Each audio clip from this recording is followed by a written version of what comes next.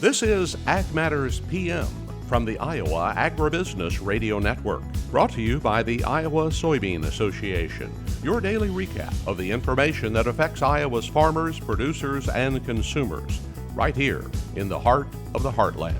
With reports from our award-winning broadcast team of Dustin Hoffman and Riley Smith. Now, from the IARN studios in Des Moines, here's Riley Smith. Well, good day and welcome to Ag Matters PM from the Iowa Agribusiness Radio Network. I'm Riley Smith. Today is Thursday, May 26, 2022. We're so glad you can join us today. In today's show, Dustin brings us his report from his trip to the Mann Family Farm near Marshalltown. And as always, we take a look at the ag weather outlook. But first, let's take a look at that ag market recap. It's time now for the Ag Matters PM Closing Market Summary, your source for market analysis and settlement prices from the day's trade in Chicago, courtesy of the folks at agmarket.net. Well, the markets are coming to a close for today, and we're going to go ahead and take a look at how the prices did on the day. And for that, we go to Robin Schmahl of agmarket.net. First off, Robin, how are we doing today? Well, we're doing fine. We got some good rain yesterday overnight, and things are looking good around here. All right, Robin. So, let's go ahead and dive in and take a look at those grain markets, especially, soybeans, had a heck of a day today. Yeah, soybeans were explosive, and it didn't seem like there was anything you could really hang your hat on per se, other than the argument of bullish or bearish. We had export sales weren't very good as far as soybeans were concerned. They were at 276,800 metric ton old and 443,000 new crop. Nothing really there per se, but we did see a strong stock market, which a lot of times is tied to that. We did see some good gains in soybean oil, and it seemed to propel both the meal and the soybean market higher, as well as a little slowing in some planting progress this week. But that's been planted is it's good for that. We look at the corn market, that struggled a little bit. It went back and forth. Was down lower overnight quite a bit, came back up during the day, went positive, kind of settled back a little bit. Export sales in corn were soft as well at 151,600 metric ton old crop, 58,200 new crop. Nothing really to write home much about that. China and Brazil with their agreement with importing corn, that still has to go through an agreement about GMOs before it can actually take place yet. They were looking at the wheat market. Sales were really bad on that. We were negative 2,300 metric ton old, and we were positive 246,300 new. But wheat was able to hold and close a little bit higher. That tried to help corn a little bit, moving back up again. India's wheat output estimated at 99 million tons now, and that's down from initial estimate of 110 million tons. So that provided a little bit of support in that market. All right, and with those exports, being pretty low, and today was a pretty ho-hum day for the export report. Is that kind of what we see around this time of year, or should we be seeing something a little different? Yeah, we kind of see that around this time of year. You still Brazil's wrapping up some of their soybean harvest. They are taking quite a bit of that. So yeah, it's a little bit on the average, I would say, for now. All right, and what are we seeing on the other side of the marketplace in the livestock complex? Yeah, livestock's been kind of interesting. Cash cattle this week traded lower. We had a little bit lower, $1 lower in southern trade. We had $2 to $3 lower in northern dress cattle trade. That was kind of anticipated, but yet even with that, the market kind of chopped around so far this week and today. Feeder cattle under a little bit more of a pressure, you could say, not able to capitalize on lower corn prices this week. That was a little bit negative that we can't see a rally coming out of that. Now, beef export sales were not all that great. We had 200 or 20,000 metric ton on the low side, down from the previous week. Box beef, though, was higher at midday with choice up $1.21 and select up $1.29. But at this point in time, it's Packers have cattle forward purchased already. They are able to get what they need. They're really in the driver's seat at this point in time. As far as the hogs are concerned, they had a really good day. Started lower, but started coming back fairly aggressively. Export sales were 52% above last week at 36,700 metric ton. We saw higher pork cutouts at midday, up $1.82. Cash was a little bit lower. That was down 62 cents at midday. Now, hopefully, the cutouts will be able to close higher when the afternoon report comes out.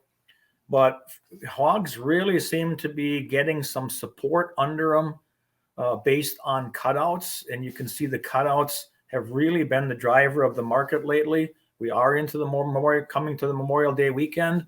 There's anticipation that we might see some good movement and some desire for the Packers to be able to step up to the plate a little stronger as they see both strong exports and strong consumer demand. All right, and with you being part of Ag Dairy, what did we see in those dairy markets today? Well, dairy markets today, again, we looked at 2 days of defying the underlying cash. Class 3 futures were higher, even though cheese prices went down. Now, block cheese and barrel cheese went down the last 3 days, but yet Class 3 futures have been able to hold. Now, on the Class 4 side, we had strong butter. We had strong non-fat dry milk, and that's actually pushed a lot of the Class 4 contracts to record highs today. Well, Robin, a lot of great information today. For those of our listeners and our watchers who would like to learn more from the folks at agmarket.net, how can they get in touch? Yeah, they can call me directly at 877-256-3253, or they can go to the website, agmarket.net. We have our phone number on there and contact information. All right, Robin. Well, it was great talking to you today, and we hope to get back in touch soon. All right. Always enjoy it, and have a great Memorial Day weekend after tomorrow. That again was Robin Schmahl of agmarket.net. We'll go ahead and take a look at how those closing market prices settled today, courtesy of the folks at Bar Chart. July corn is down 7 1/4 at $7.65 even. December corn down 4 1/2 at $7.18 3/4. July soybeans up 45 1/2 at $17.26 1/2. November soybeans up 32 even at $15.44 3/4. Soybean meal up $3.80 at $4.22.70. Soybean oil up $1.50 at $78.40. Chicago wheat down 5 even at $11.43 1/4. Minneapolis spring wheat up 11 3/4 at $12.92 1/4. Kansas City hard red wheat down 4 3/4 at $12.28 1/2. And July oats are up 4 1/2 at $6.85 1/4. On the Merc, June live cattle up 10 cents at $132.40. Feeder cattle down 2 cents at $154.57. Lean hogs up $2.05 at $111.10. Pork cutout up $1.75 at $115.75. And Class 3 milk up 6 cents at $24.26. And that's been a check of the Ag Market Recap here on Ag Matters PM. We're going to go ahead and take a look at that Ag Weather Outlook. Well, the rain took off today, but the clouds have kind of stuck around for a little while, and hopefully they'll be able to clear out pretty soon so that we can enjoy a little bit of that more spring-like weather for this Memorial Day weekend. Let's go ahead and take a look at what the National Weather Service has in store for the next 24 hours. As you can see here from the National Weather Service, the rain is finally giving up. Today, showers will begin to dissipate with temps ranging from 58 to 73. Tonight, clouds will give way to clearing skies. Also expect some isolated showers in the east. Lows overnight should range from 45 to 56. Tomorrow, rain will push completely out of the state, giving way to warmer temps and sunny skies. Highs will range from 70 to 78. Looking at the affiliate weather map right now, as you can see for tomorrow, Cherokee will be sunny with a high of 78. Shenandoah also looking to be sunny with a high around 78. Des Moines sunny as well and a high of 76. Albia partly cloudy and 72. Waterloo sunny and 73. And Clinton will be partly cloudy with a high of 70. For more detailed forecasts in your part of the state, check with your local Iowa Agribusiness Radio Network affiliate. And that's been a check of the Ag Weather Outlook. We're going to take a break to hear from our sponsor, the Iowa Soybean Association and the Soy Checkoff.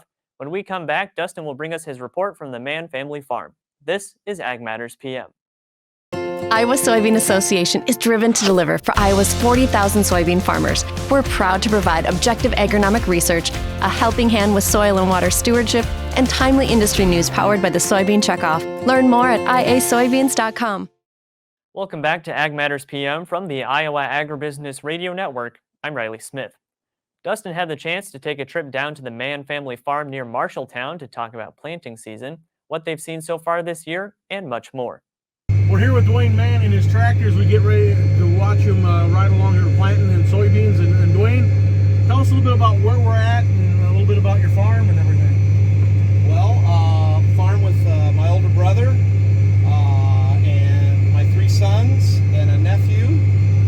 My oldest son, he actually works at a John Deere dealership, but he has some acres and he comes out and helps us after work. Of course, he's pretty busy this time of year too, but he always seems to get in a few hours at night or on the weekend. And then have a nephew that's actually a Pioneer dealer down around Maxwell, Iowa, so his time just kind of gets pulled with that, but he helps when he can. And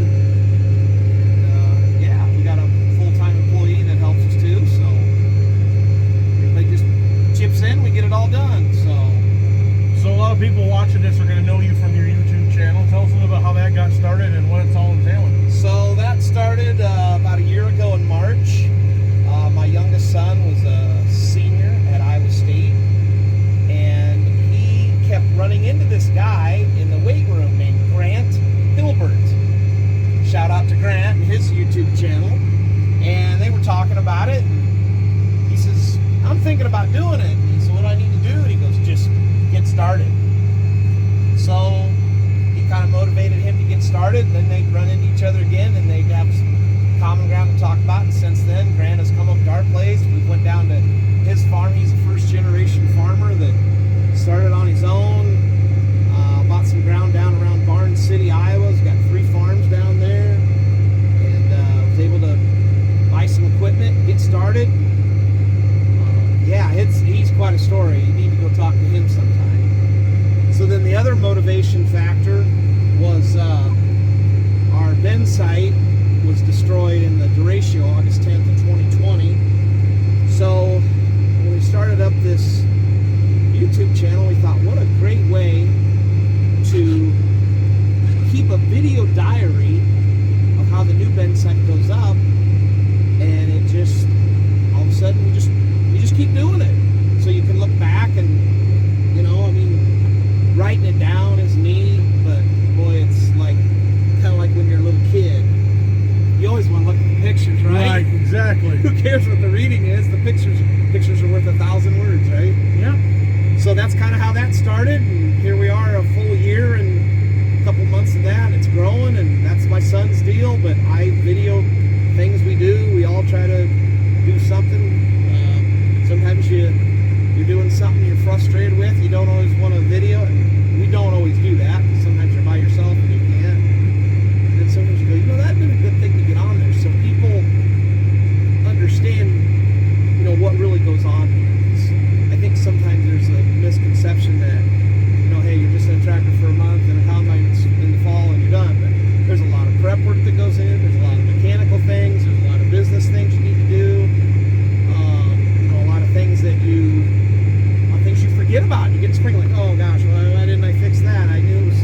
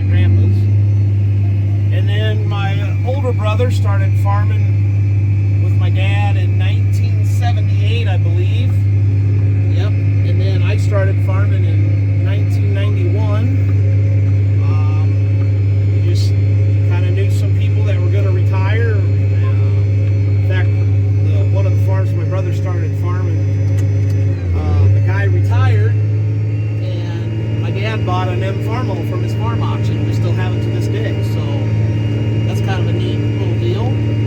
And one of the first farms I got was kind of interesting. My mom and dad, I don't know if maybe you ever told my sons how I got this acquired. So my mom and dad were at a kindergarten, some type of a concert for my niece in 1991, early in the wintertime.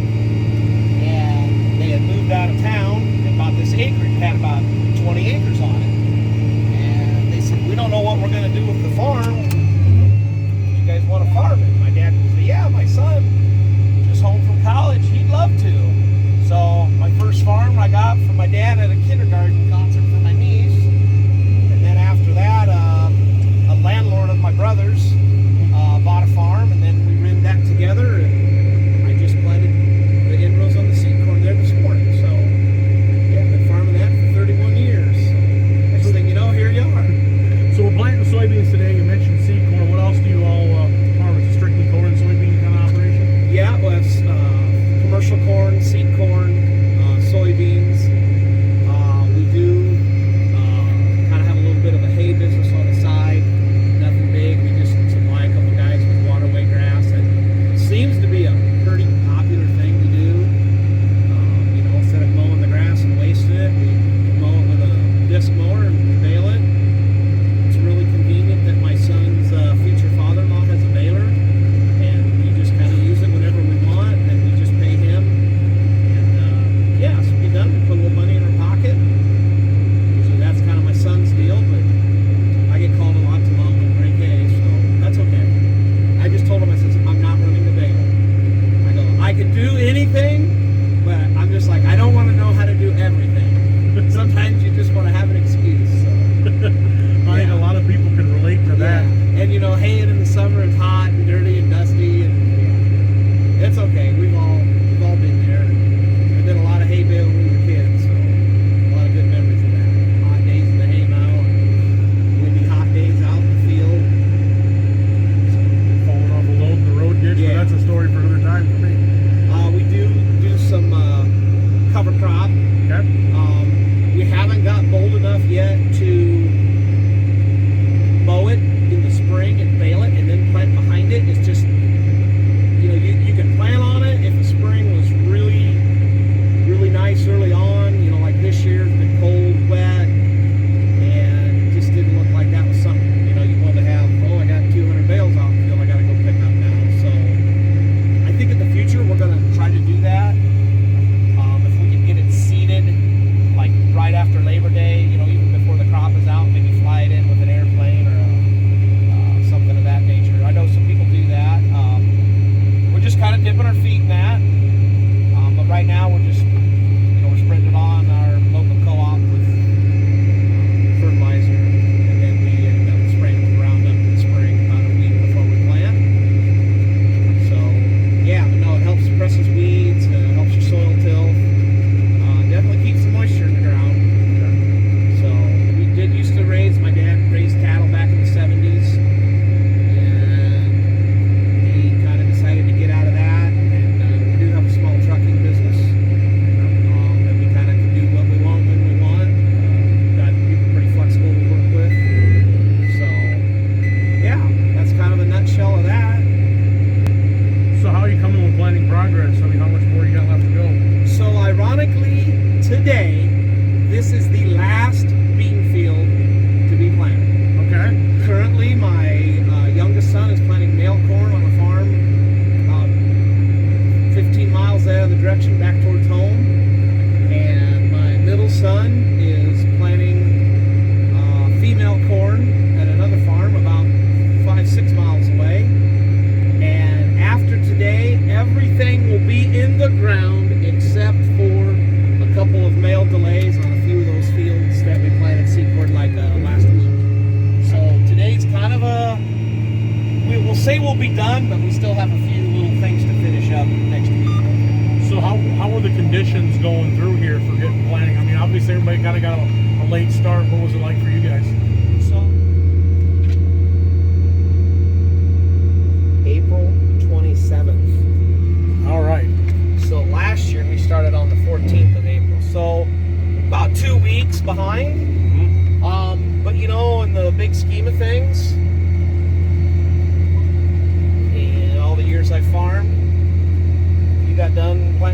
by Mother's Day and you started planting beans, you know, that week, and you got done by the 20th, you felt pretty good. Guess what today is? Yep, we're right there. So compared to last year, we're a couple weeks out, but you know, the way the conditions have been, they're definitely a lot better right now than they were a couple weeks ago. So, you know what? I'd say we're pretty fortunate. Getting back to the YouTube channel, I mean, obviously, like you said, you have there's that perception of, you know, work a month in the spring and work a month in the fall, and obviously, farmers and people in ag know that's not the case. But are you seeing interaction through that channel with people that maybe wouldn't know the story, or you know, are learning more about what goes on? I think what I'm seeing there is people watch it, and it's really fun to watch their comments, because some people will comment like, wow, I didn't, you know, realize you had to look at that on a planter or a combine, or, you know, things you don't realize that, you know, this little screen here can give you a lot of heck. Just like now I'm trying to, a farm name, there it is. There's like 17 different names in here, but yeah, no, it's interesting, you know. Comment about a guy, I think he was from Ireland or Scotland, and he commented and he goes, "What's all the green circles out in the field?" I thought, for what is he talking about, green circles? And I'm like, oh, he's talking about the waterways. No comprehension of what that was. And you know, you just comment and he said, hey, it's rolling ground. We have waterways where you get big storms and water washes down the hillside, and that grass helps that slow down. If you don't have a waterway there, I mean, some farms soil holds better than others. So, you know, there's a guy there. He now knows what are these green stripes out in the fields. It's just hilarious. You know, you feel like you're educating the guy. It makes you feel pretty smart. How important is it, you know, in talk about that farmers need to do a better job of sharing their story and telling the story of agriculture, and it's getting better, but how important is it, you think, that we get that message out, because there's others out there that are getting the message out that we don't necessarily like? Yeah, I think it's great, because, you know, you probably drive by and see all this work soil, but then you see a rye grain, you're like, well, why is this guy doing this, and why are you not doing that? I mean, we all have reasons why we do certain things. You know, like, for example, some of that gumbo ground work. If you got it worked in the fall, it would warm up that much better in the spring. That would be a place that I would probably never put a cover crop, because that ground would be wet in July. It's wet enough anyway.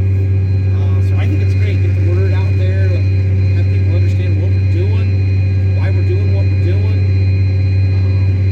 Yeah, you know, hey, we're not perfect. We do some things sometimes, like, yeah, we probably shouldn't have did that. It's like anything else. How do you know if you don't try it? Right. We no-till, we work in work ground, we planted cover crops. You know, this year, with another thing, with fuel being $5 a gallon, which we bought a lot of fuel a lot cheaper than that, but you know, all of a sudden you're like, well, why would we be working the ground extra times if we don't need to? Let's save on some fuel costs. So yeah, you just start graduating into different thought processes and how you do things.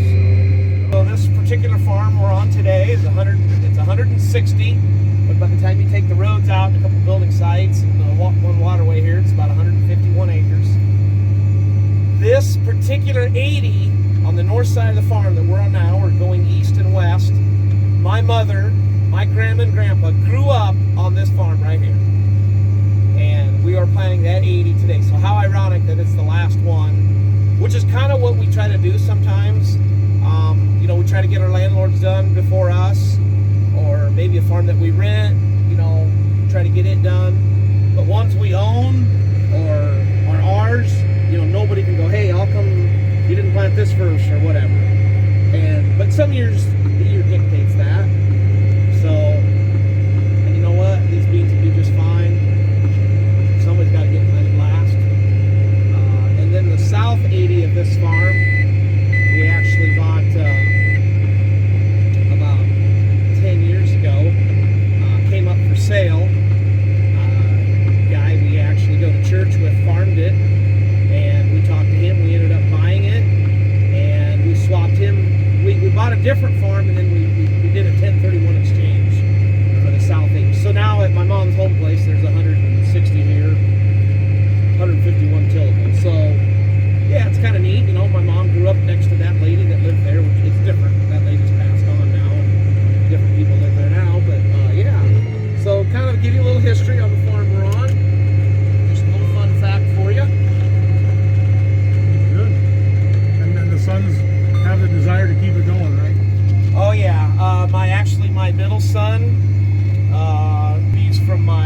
this year. He said he was gonna kind of slow down, and so my son's planted all the corn with the other planter, and then my youngest son, he's planted all our seed corn, commercial corn. He planted quite a few beans, and then my oldest son that works for the John Deere dealership. Sometimes at night he'll come home and I'll say, "Hey man, I'm seeing stars. Can you plant for a couple hours? Or I can go get you some seed, or you go." Our wives are good about bringing us something to eat at night, or the girlfriends, or daughter-in-laws, or whoever draws that straw that night.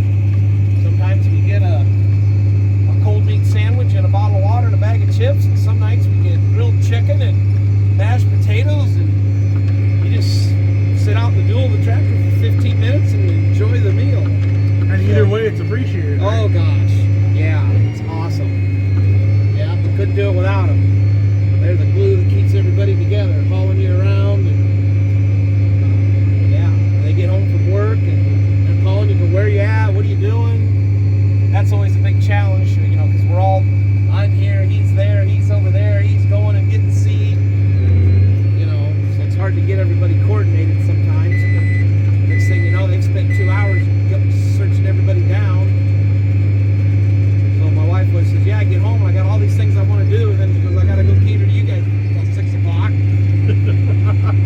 I say, "Hey, it's just a couple weeks in here.